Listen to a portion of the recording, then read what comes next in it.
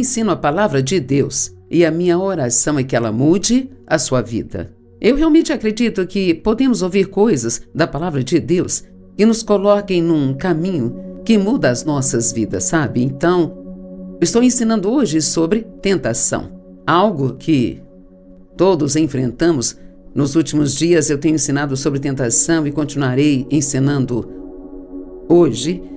E uma das coisas que precisamos ter muito cuidado quando se trata de tentação é não pensar que conseguimos resisti-la com a nossa própria força.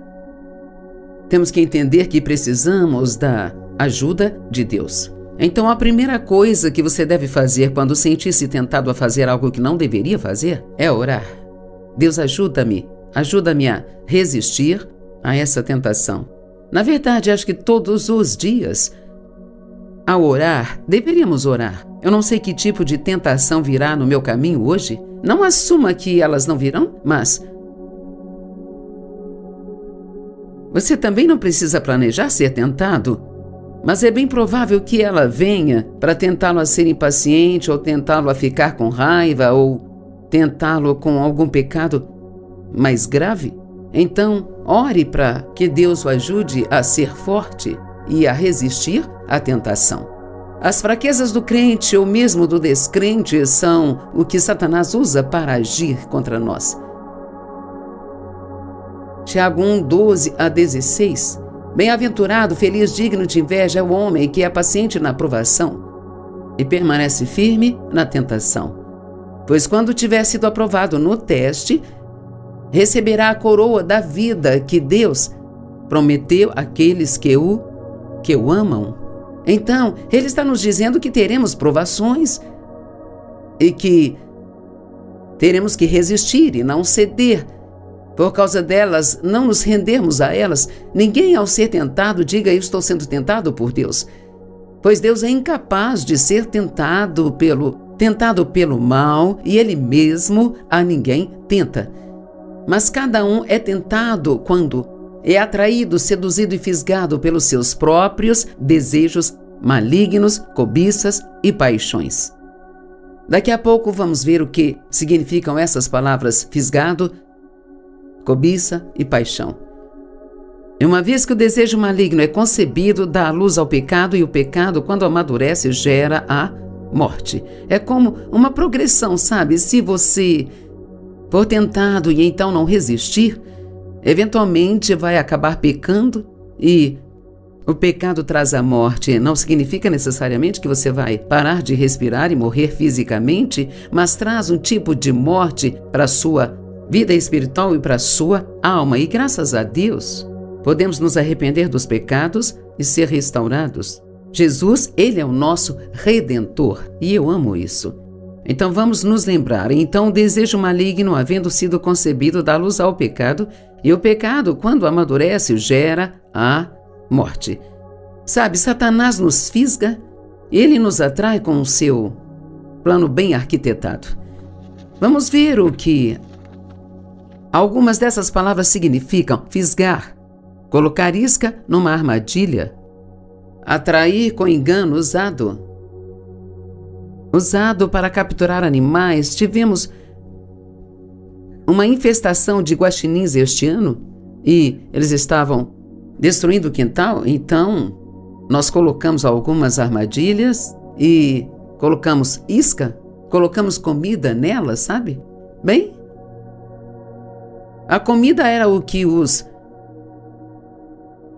guaxinins estavam buscando, mas não haveria muita chance deles entrarem, sabe, realmente entrarem nessa armadilha, se não houvesse nada nela para atraí-los, sabe? E o pecado é mais ou menos assim. Uma pessoa não vai simplesmente pecar de propósito se ama a Deus, mas se houver o tipo certo de isca, e aqueles animais tinham uma fraqueza por comida, então, se tivermos uma fraqueza em alguma área, comeremos a isca.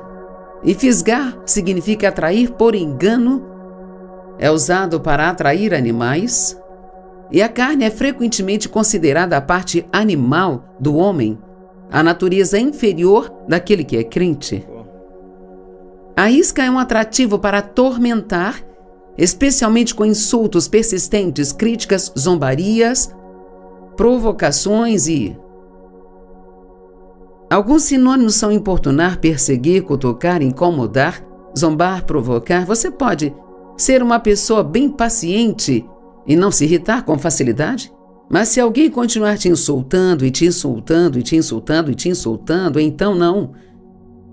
Importa quão forte você seja, há uma chance de acabar ficando com raiva. Então, com certeza, precisamos orar pela ajuda de Deus em todas as áreas. Cobiça é um desejo intenso e descontrolado, um anseio esmagador ou estar obcecado por algo. E nós podemos ter cobiça em muitas áreas. A cobiça não está restrita apenas ao sexo. As pessoas podem ter cobiça por comida, por bens materiais, por dinheiro, por poder, por promoção, por fama. Tem muitas coisas que as pessoas podem cobiçar, sabe? E a paixão é uma emoção poderosa, como o amor, alegria, ódio, raiva ou ganância. E a paixão, se ela estiver direcionada para uma boa área, isso é algo bom. Desde o dia em que Deus falou comigo que eu iria ensinar sua palavra, eu tive uma paixão por isso e foi isso que me sustentou por 48 anos. E durante esses 48 anos nós trabalhamos realmente muito duro. Fizemos conferências, viajamos para fora do país e fazendo malas e desfazendo malas, entrando em hotéis, saindo de hotéis, sabe? E eu não gostava de toda essa parte, mas tinha tanta paixão para ensinar a palavra que estava disposta a suportar a parte desconfortável para fazer a parte que era boa. Então, a paixão boa é aquela que te impulsiona, que te motiva a concluir um projeto ou continuar com algo, mesmo quando você estiver absolutamente cansado. Mas a paixão ruim é o que nos coloca em muitos problemas. A paixão é necessária para realizar coisas na vida. Quanto mais forte for a paixão, mais a pessoa realizará coisas. Mas também existem paixões erradas, como talvez a de impressionar as pessoas ou por dinheiro, ou por ser o número 1 em um esporte, paixão por comida, ou sexo, ou coisas materiais. Essas coisas podem ser ruins. Tiago 4 fala sobre nossos desejos errados e como tentar obter coisas da forma errada, tentar consegui-las por nossa conta e para nós mesmos. Isso causa tantos problemas na nossa vida, quando o que deveríamos fazer é, se há algo que nós queremos, devemos pedir a Deus e Ele nos dará, se for a coisa certa, nos dará da forma certa e no tempo certo. Tiago 4, 1-3, o que leva à discórdia. Bem, primeiro, para garantir que todos entendam o que é discórdia é disputa, desacordo, discussão acalorada, é uma corrente de raiva por trás. E essa corrente de raiva é o que torna a discórdia tão perigosa, sabe? É quando todos estão sorrindo uns para os outros, mas por detrás existem discórdias acontecendo. Pode ser como quando todo mundo diz glória a Deus na igreja e depois fofocam sobre a vida do pastor quando eles vão para suas casas. Então ele diz o que leva à discórdia, desavenças e brigas. E como os conflitos, disputas e lutas começam entre vocês? Por acaso eles não vêm dos seus desejos sensuais, dos seus desejos carnais, que constantemente guerreiam nos membros do seu corpo? Vocês são ciumentos e querem o que os outros têm. Sabe, quando você quer algo e não tem e vê outra pessoa com aquilo, isso pode deixá-lo com ciúmes. E é especialmente desafiador se a pessoa que você vê com isso for alguém de quem você não gosta muito. Isso é difícil. Seus desejos não serão satisfeitos, não conseguirão o que querem desse jeito. Não é assim que Deus dará aquilo que vocês querem? Então vocês se tornam assassinos, porque odiar é o mesmo que matar no coração. E às vezes podemos ficar com tanto ciúmes de alguém que passamos a não gostar, a odiar a pessoa. Vocês se queimam de inveja e raiva e não conseguem o que querem, então vocês brigam e guerreiam. E não é isso que causa muitas brigas, discussões e guerras? Pessoas não conseguindo aquilo que elas querem. Eu quero algo e não estou conseguindo e vou ficar bravo com você até conseguir. Mas esta próxima frase realmente foi algo que mudou a minha vida. Vocês não têm porque vocês não pedem. Eu tive uma fase na minha vida em que tentei fazer muitas coisas que só Deus poderia fazer, sabe? Isso se chama obras da carne na Bíblia. E obras da carne, elas só te esgotam e frustram você e não realizam nada, te frustram porque você trabalha e trabalha e trabalha e trabalha e faz tanto esforço, mas nada acontece. E acabamos dizendo coisas como: Deus, eu fiz tudo e nada está funcionando. Talvez o que Deus esteja pedindo que faça é confiar nele. Mas eu estava tentando mudar a mim mesma. Eu lia na Bíblia e via que tinha muitas coisas erradas comigo. Eu tentava mudar o meu marido porque eu não gostava de algumas coisas que ele fazia. Ele era fanático por esportes e envolvido com todo tipo de esportes e eu não gostava, então eu não queria que ele gostasse também. Isto era muito egoísta, egocêntrico, mas eu ainda não havia chegado onde eu estou hoje em dia, sabe? O que quero dizer é que Deus ainda estava lidando comigo sobre essas coisas e eu estava tentando mudar meus filhos. Sabe, quando você tem vários filhos, cada um deles tem uma personalidade e nem todos serão como você, nem todos farão as coisas do jeito que você faz. E então nós precisamos aprender, se quisermos ter paz, precisamos aprender a amar as pessoas como elas são, não como gostaríamos que elas fossem. Isso não quer dizer que elas não precisem mudar, mas não somos nós quem podemos mudá-las. Eu estava tentando fazer meu ministério crescer, eu não podia fazer isso. Se colocássemos o mesmo esforço na oração como nós colocamos em tentar resolver os problemas por nossa própria conta, nós teríamos muito mais sucesso. Vocês não têm porque vocês não pedem.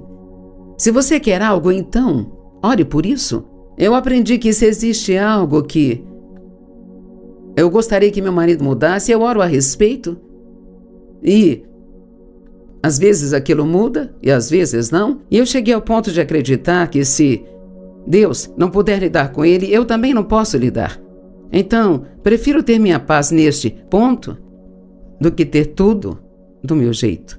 Nós achamos que as pessoas estão erradas se não gostamos do que estão fazendo. Isso não significa que estamos certos no que pensamos. Só porque eu acho que alguém está fazendo algo de forma errada e que deveria mudar, não significa que Deus pense assim.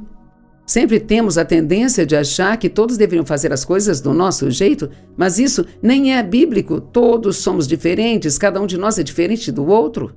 Sabe, se Deus teve o trabalho de nos dar impressões digitais diferentes, um DNA diferente, todos temos temperamentos e personalidades diferentes e nós não conseguiremos nos dar bem com as pessoas se não aprendermos a nos ajustar e adaptar a pessoas diferentes.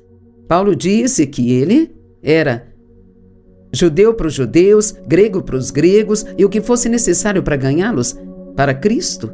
E em Romanos 12 diz que nós devemos nos adaptar, devemos nos ajustar aos outros para que possamos manter a paz. Agora, isso não significa que você deve levar isso longe demais e sempre ceder aos outros só para que você não tenha problemas. Às vezes você tem que se posicionar, às vezes você tem que resistir às coisas ou conversar com alguém sobre algo, mas eu acho que em geral você sabe do que eu estou falando. Nós precisamos deixar Deus fazer o que só Ele pode fazer e nós precisamos esperar que Ele faça e essa é a única maneira de podermos ter paz.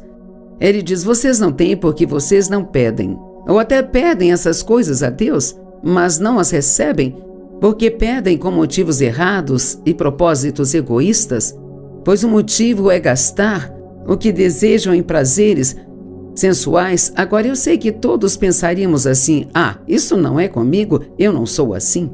Mas, sabe, muitas vezes, até mesmo quando nós damos algo a alguém, há um motivo oculto por trás. Nós damos apenas esperando receber algo em troca. Damos esperando um obrigado. Deveríamos dar sem esperar nada em troca, apenas para ser uma bênção e então deixar que Deus cuide de todo o resto. Podemos vencer essas coisas. Podemos vencer a tentação de agir assim? Claro que podemos. Porque a Bíblia diz que não há tentação que venha sobre nós para a qual Deus não provê com ela o escape. Um espírito ou atitude de independência nos impede de receber a ajuda que precisamos de Deus. Precisamos ser dependentes, não independentes. Precisamos ser tal como frutos pendurados no galho da árvore. É o galho que sustenta aquele fruto. Bem, Jesus é como a videira na qual o fruto cresce e ele diz: sem mim vocês não podem fazer nada. Assim, então, se eu me afasto dele, então vou secar e morrer. Precisamos depender constantemente de Deus. Deus, preciso da tua ajuda, preciso de ti. Fortaleça-me, Deus, tu és a minha força. Eu provavelmente passo mais tempo orando para que Deus me dê forças para fazer o que preciso do que orando por qualquer outra coisa. Força para agir de forma piedosa, sabe? Força para perdoar. Graça para não permanecer com raiva. Nós precisamos da graça de Deus porque é o seu poder entrando em nossa vida que nos ajuda a fazer com facilidade que jamais conseguiríamos fazer com esforço e luta. Veja, a graça é o favor imerecido de Deus para com você. Deus pode te dar favor e fazer com que alguém queira fazer por você o que você deseja, mas que por si só você não consegue fazer. Mas Deus pode te dar favor para obter o que deseja. Tiago 4, 5-7 diz assim: ou vocês acham que é sem razão que a Escritura afirma que o Espírito o qual Ele fez habitar em nós e anseia por nós, Ele tem ciúmes de nós com amor zeloso? Agora, sabe, pode parecer estranho que Deus seja ciumento, mas Ele é em seu afeto zeloso para conosco. Ele não quer que nada ocupe o primeiro lugar na sua vida, quer que você o ponha em primeiro lugar. E se o pusermos em primeiro, então Ele vai agir de forma extraordinária e fazer coisas incríveis em nossas vidas. Diz também que Deus, Ele nos dá mais e mais graça, o poder do Espírito Santo para vencer nossas más inclinações. Eu amo isso. Eu tentava mudar a mim mesma, mas minha boca sempre me metia em confusão. Eu tentava ficar quieta, tentava ser isso, aquilo e aquilo outro. Tentava ser doce como a esposa do meu pastor. Eu tentava ser habilidosa como a minha vizinha. E sabe, eu tentava ser tantas coisas diferentes. E Deus nunca iria me ajudar a ser outra pessoa. Você precisa ser você mesmo, porque os outros já têm dono. E que alívio foi para mim quando eu li graça e mais graça. Deus me dará graça e mais graça para me ajudar a lidar com todas as minhas más inclinações. Então eu estava lutando e perdendo o meu tempo tentando mudar a mim mesma, quando o que eu precisava fazer era pedir a Deus. Você não tem porque você não pede. Veja, eu ia à igreja e ouvi uma mensagem, digamos, sobre a boca, e claro que eu me sentia convencida pela mensagem. Eu precisava usar mais sabedoria com as coisas que eu dizia, porque muitas vezes eu dizia coisas que feriam as pessoas ou dizia coisas negativas em vez de palavras positivas, sabe? E assim, eu traçava o meu plano para eu manter minha boca fechada e não me meter em confusão, sabe? E eu ia para casa com esse plano e nunca dava certo, eu sempre falhava. Então eu ficava frustrada. Deus, estou tentando, mas está tão difícil. Mas eu deixava de fora o passo mais importante. A primeira coisa que eu deveria fazer depois de ouvir a mensagem era perceber que ela tinha que ser aplicada à minha vida. Era dizer: Deus, me ajuda. Não consigo sozinha, mas eu sei que tu podes fazer isso em mim. Isso é muito importante para vocês, porque talvez vocês estejam exatamente onde eu estava há anos atrás, sabe? Tentando fazer coisas que somente Deus pode fazer. Você tem um filho que te deixa louca? Você não pode mudá-lo? Claro que devemos corrigir nossos filhos, mas você sabe que tem coisas que você tem tentado mudar neles e que simplesmente não mudaram ainda? Então, ame-os aonde estão e ore para que Deus faça as mudanças que precisam ser feitas. Ou mesmo se for conversar com eles sobre alguma mudança, ore primeiro para que Deus te dê sabedoria e as palavras certas e mostre o momento certo. Tem momentos em que eu preciso conversar com meu marido sobre coisas que eu sei que não será fácil para conversar Então eu sempre oro para que Deus me mostre o momento certo e que eu espere até sentir no meu coração que aquela é a hora certa e tudo flui bem melhor quando eu faço isso. Ele nos dá mais graça para vencer nossas más inclinações. É por isso que a Escritura diz que Deus resiste aos orgulhosos, mas Ele dá graça continuamente aos humildes, aos que são humildes o bastante para recebê-la. Veja, é um sinal de humildade quando dizemos: Deus me ajuda. Não podemos fazer as coisas na nossa própria força. Precisamos que Deus nos fortaleça o tempo todo. Antes de começarmos essas gravações hoje, nós oramos juntos aqui no estúdio, pedindo que Deus nos ajudasse e nos desse as palavras certas para dizer a vocês aquilo que precisam ouvir hoje. Eu sempre oro para que Deus tire de mim o que talvez nem eu saiba que alguém precisa ouvir, sabe? Nós oramos para que os equipamentos funcionassem bem, para que as pessoas que operam os equipamentos façam tudo corretamente. Eu não tenho a menor intenção em fazer nada assim antes de pedir a ajuda de Deus, porque eu sei que se Ele não me ajudar, então tudo vai ser uma grande bagunça. Você se esquece de incluir Deus nos seus esforços para fazer as coisas acontecerem? Se sim, corrija isso agora mesmo. Até mesmo agora você pode dizer a Deus: percebo que tenho te deixado de fora e preciso da tua ajuda. É aí que Deus fica com ciúmes quando esquecemos dele e achamos que conseguimos sozinhos, sabe? E o próximo verso diz: sujeitem-se a Deus, resistam ao diabo e ele fugirá de vocês. Gostamos de citar só metade do verso e dizer: resista ao diabo e ele fugirá. Mas está escrito: sujeitem-se a Deus, resistam ao diabo e ele fugirá. Mas é na nossa submissão que nós encontramos a força para resistir ao inimigo. E sabe, Deus colocou algo no meu coração há muito tempo: resistir ao diabo nem sempre significa resistir à provação. Significa resistir a agir como o diabo em meio à provação. O que Deus quer é que sejamos estáveis e demonstremos o fruto do Espírito mesmo nos tempos difíceis. Sujeite-se a Deus, busque-o. Peça-lhe ajuda, humilhe-se e reconheça que você não pode ser forte sem Ele. Romanos 8,37 diz: em todas estas coisas nós somos mais do que vencedores por meio daquele que nos amou, por meio dele. Então a nossa força está nele.